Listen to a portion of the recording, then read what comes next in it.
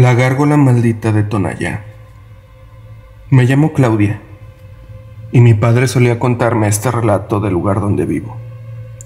Había una vez un sacerdote conocido como el Padre Ignacio, quien servía en un antiguo templo en la pequeña ciudad de Tonayá, en Jalisco. Este templo era reconocido por su arquitectura gótica y sus misteriosas gárgolas que adornaban sus paredes. Entre todas las gárgolas, una en particular llamaba la atención del Padre Ignacio. Una figura grotesca y retorcida con ojos penetrantes y una sonrisa diabólica. Desde el momento en el que Padre Ignacio llegó al templo, sintió una extraña conexión con esa gárgola. Cada noche, después de que los fieles se marchaban y el templo quedaba en silencio, el sacerdote se sentaba frente a ella y comenzaba a contarle historias. El Padre Ignacio creía que la gárgola tenía una historia que contar, una historia que había sido olvidada por el tiempo. A medida que pasaban los días, el sacerdote se sumergía cada vez más en su obsesión por descubrir la verdad detrás de la gárgola de figura grotesca pero enigmática. Una noche, mientras el Padre Ignacio contaba una historia sobre un antiguo pacto con el diablo, algo extraño sucedió. La gárgola pareció cobrar vida. Sus ojos brillaron intensamente y su sonrisa se volvió aún más siniestra. El sacerdote se estremeció, pero no pudo apartar la mirada de ella. A partir de ese momento, el Padre Ignacio comenzó a experimentar sucesos extraños y aterradores. Pesadillas vívidas lo atormentaban cada noche, en la que la gárgola lo perseguía, y susurros malévolos llenaban su mente. Durante el día, el sacerdote se sentía agotado y temeroso, pero su obsesión no le permitía alejarse de la gárgola. Con el tiempo, la gárgola comenzó a influir en la vida del Padre Ignacio de manera más tangible. Los fieles del templo comenzaron a notar cambios en su comportamiento, volviéndose más distante y sombrío. Algunos incluso afirmaban haber visto sombras oscuras acechando alrededor del sacerdote. A medida que la influencia de la gárgola se volvía más fuerte, el Padre Ignacio se dio cuenta de que debía encontrar una forma de liberarse de su influencia. Investigó incansablemente en libros antiguos y habló con expertos en el tema, pero no encontró ninguna respuesta clara. Finalmente, el sacerdote decidió enfrentarse directamente a la gárgola. En una noche oscura y tormentosa, subió al techo del templo y se paró frente a ella. Con voz temblorosa, le suplicó que lo liberara de su maldición. La gárgola, con sus ojos penetrantes y su sonrisa diabólica, pareció escuchar las súplicas del Padre Ignacio. Lentamente sus ojos perdieron su brillo y su sonrisa se desvaneció. El sacerdote sintió un alivio inmenso y cayó de rodillas agradecido por haber sido liberado. Y así, la gárgola maldita volvió a su estado inanimado, observando en silencio desde las alturas del antiguo templo en la ciudad de Tonayá, en Jalisco. Pero aún no estaba todo concluido. El Padre Ignacio, con el peso de la experiencia aún sobre sus hombros, continuó sirviendo en el templo de Tonayá. Sin embargo, algo había cambiado en él. La sombra de la gárgola maldita seguía presente en su mente, recordándole constantemente los peligros de desenterrar secretos oscuros.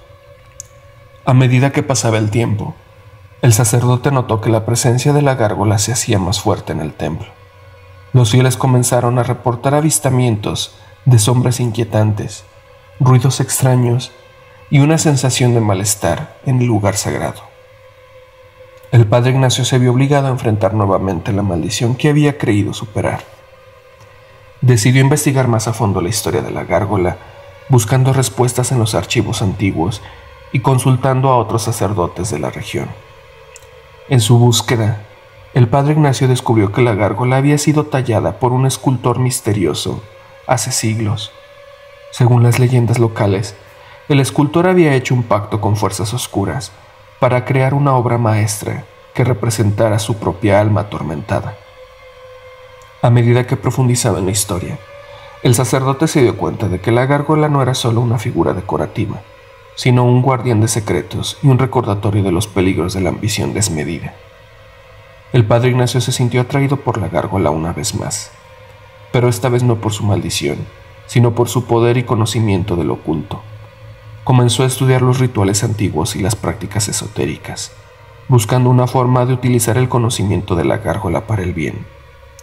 A medida que el sacerdote se adentraba en el mundo de lo desconocido, su relación con la gárgola se volvía más compleja. A veces parecía que la figura de piedra le hablaba en sus sueños, revelando secretos y profecías. Otras veces, el padre Ignacio sentía que la gárgola lo observaba con desprecio, recordándole su propia fragilidad y los peligros de buscar poder más allá de los límites humanos. El templo de Tonayá se convirtió en un lugar de misterio y fascinación para muchos, pero también en un foco de preocupación para algunos. Los rumores sobre el sacerdote y su relación con la gárgola se extendieron por la ciudad, generando temor y especulación. Mientras tanto, el padre Ignacio continuaba su búsqueda de conocimiento y sabiduría, sin importar las consecuencias. El equilibrio entre la luz y la oscuridad se volvía cada vez más frágil, y el sacerdote se encontraba en el centro de una batalla entre fuerzas más allá de su comprensión. A medida que el padre Ignacio se adentraba en el mundo de lo desconocido, su obsesión por la gárgola maldita comenzó a consumirlo por completo. Pasaba días y noches encerrado en su estudio, estudiando antiguos textos y realizando rituales oscuros. Sin darse cuenta, el sacerdote se estaba alejando cada vez más de su fe y de su propósito como líder espiritual. Los fieles del templo comenzaron a notar su cambio y muchos dejaron de acudir a sus servicios religiosos. El templo de Tonayá se sumió en una oscuridad palpable. La presencia de la gárgola maldita se hizo más fuerte y los habitantes comenzaron a experimentar sucesos inexplicables y aterradores. El miedo se apoderó de la comunidad y algunos incluso consideraron abandonar la ciudad en búsqueda de su seguridad. En medio de todo este caos, una joven llamada Alejandra llegó a Tonayá. Había oído hablar de la maldición que se echaba al templo y decidió investigar por sí misma. Alejandra era una estudiante de historia y tenía un profundo interés en los misterios y leyendas de su país. Al conocer al padre Ignacio, Alejandra se dio cuenta de que había perdido su camino. Su obsesión por la gárgola maldita lo había consumido y había dejado de lado su verdadera vocación como sacerdote. Con paciencia y compasión, Alejandra convenció al padre Ignacio de que debía dejar de lado su búsqueda de poder y conocimiento oscuro. Juntos buscaron una forma de romper la fijación del sacerdote con la gárgola maldita que había plagado el templo y la ciudad de Tonayá durante tanto tiempo. A través de una combinación de rituales sagrados y actos de redención, el padre Ignacio finalmente logró liberarse de la influencia de la gárgola maldita. Reconoció los errores que había cometido y se comprometió a enmendarlos, volviendo a su verdadero propósito como líder espiritual y guía para su comunidad. Con el tiempo, el templo de Tonayá volvió a ser un lugar de paz y devoción espiritual. La maldición de la gárgola maldita fue olvidada y la ciudad comenzó a sanar de las heridas del pasado. El padre Ignacio se convirtió en un símbolo de redención y esperanza para los habitantes de Tonayá. A través de su experiencia, aprendieron la importancia de la fe, la humildad y el respeto por los límites del conocimiento humano. Y así, la historia del padre Ignacio y la gárgola maldita llegó a su cierre. La ciudad encontró la paz que tanto anhelaba, y el templo se convirtió en un lugar de encuentro espiritual y reflexión. La gárgola, una vez maldita, volvió a ser solo una figura de piedra, observando en silencio desde las alturas del antiguo templo en Jalisco.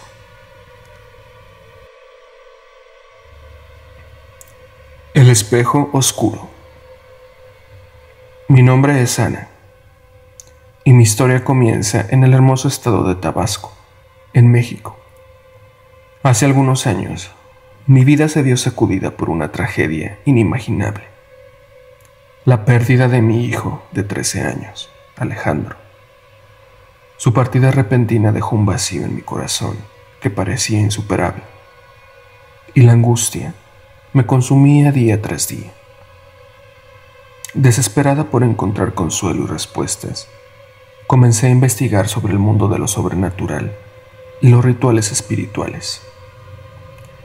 Escuché rumores sobre una bruja que vivía en un pequeño municipio cercano, conocida por ser medium y tener el poder de comunicarse con los muertos.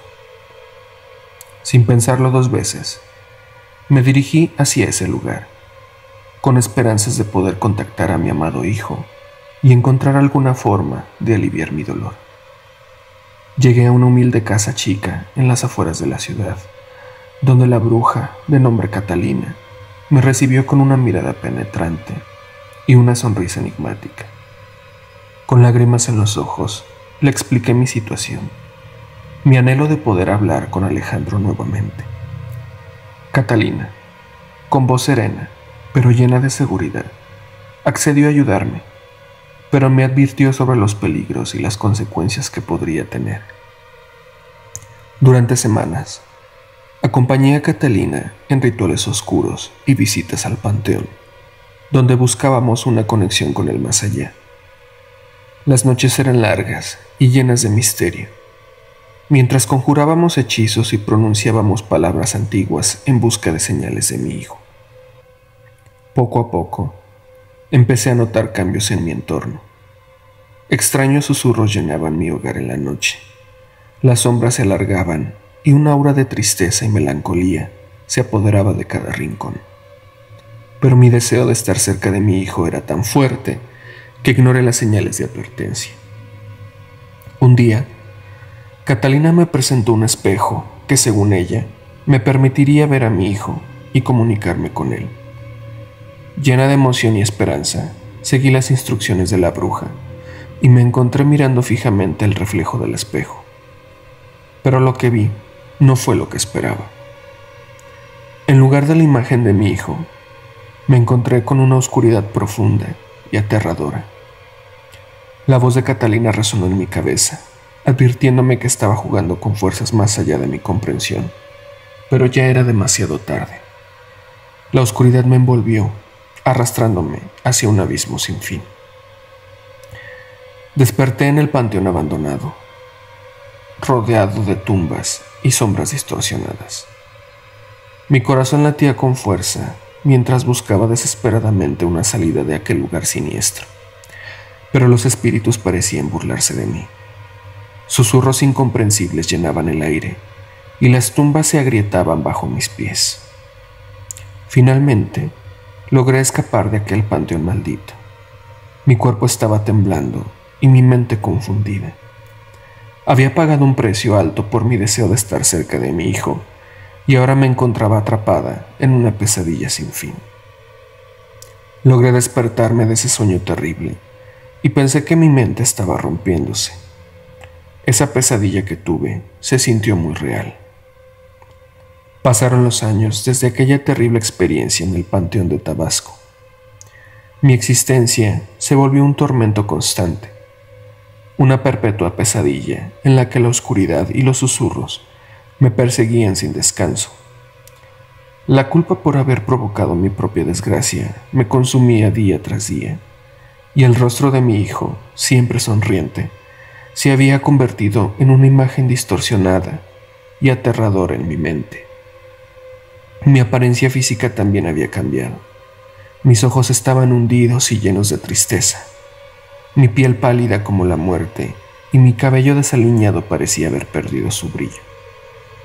Me refugié en la soledad de una pequeña casita en las afueras de la ciudad, alejada de cualquier persona que pudiera sufrir las consecuencias de mi maldición. Ahora, como una entidad que vaga entre la vida y la muerte, me dedico a advertir a otros sobre los peligros de jugar con fuerzas sobrenaturales. Mi experiencia me ha enseñado que el amor y la esperanza pueden ser poderosas armas contra la oscuridad, pero también que debemos respetar los límites que existen entre la vida y la muerte. Mi historia sirve como advertencia a aquellos que buscan contactar a los muertos y jugar con fuerzas sobrenaturales. La vida y la muerte son misterios que no debemos desafiar, pues las consecuencias pueden ser más aterradoras de lo que podemos imaginar. Ahora, me encuentro condenada a vagar por la eternidad, en busca de la paz que nunca podré encontrar. La pulsera del mal. Mi nombre es Roberto y quiero compartir con ustedes la escalofriante historia que viví en Guadalajara después de encontrar una misteriosa pulsera de plata. Nunca imaginé que ese pequeño objeto podría desencadenar una serie de eventos terroríficos en mi vida. Todo comenzó en un día soleado, mientras caminaba por el centro de la ciudad. Mi atención fue captada por un brillo plateado en medio de un montón de objetos abandonados en una esquina. Instintivamente me acerqué y encontré una hermosa pulsera de plata, brillante y reluciente. Sin pensarlo dos veces, decidí quedarme con la pulsera. Parecía ser un hallazgo afortunado, algo que podría darle un toque especial a mi atuendo. Pero pronto me di cuenta de que había cometido un terrible error al ponerme esa pulsera maldita. Desde el momento en que la pulsera tocó mi piel, experimenté una sensación extraña y opresiva. Mi vida comenzó a desmoronarse lentamente. Los días se volvieron oscuros y llenos de miedo, mientras una presencia siniestra parecía acecharme constantemente. Mi salud comenzó a deteriorarse rápidamente.